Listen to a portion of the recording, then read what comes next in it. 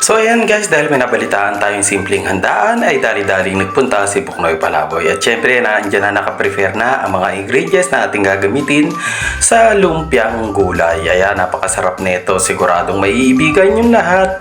At ayan, at nagsisimula nang mag-prepare si Kuya Django ng mga iba't ibang ingredients na kanyang ginaya. At ayan, nandiyan na rin yung kamote, carrots, singkamas. At ayan ay diniretso na natin ang ating paggigisa. Ito ay napakabitamina, talaga namang napakasarap na gulay at pwede rin siyang pang-ulam. Kaya sinimulan na nating paghalu-haluin lahat ng mga ingredients, ang kamote, carrots, singkamas.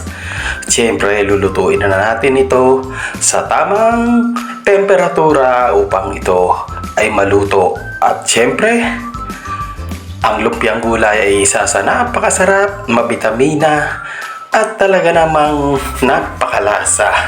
Inilagay na rin natin ang tokwa na pinirito natin kanina. At syempre, dinagdagan na rin natin ng paminta. At syempre, inilagay na rin natin ang ating aswete sa may init na tubig. At syempre, ayan, siyang nagsisilbing magbibigay kulay sa ating lumpiang sariwa. At syempre, sinama na rin natin ang ating repolyo na bilog na talaga namang mabitamina.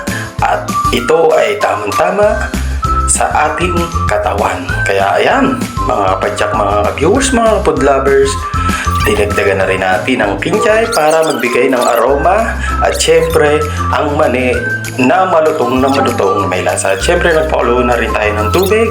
Sinama na rin natin ang asukal. At tunaw na rin tayo ng ating pampalapot sa ating sauce.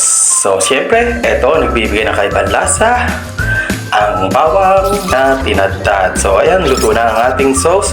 Pwede na natin kainin ang masarap na lumpia na birthday ni Ate Mayang.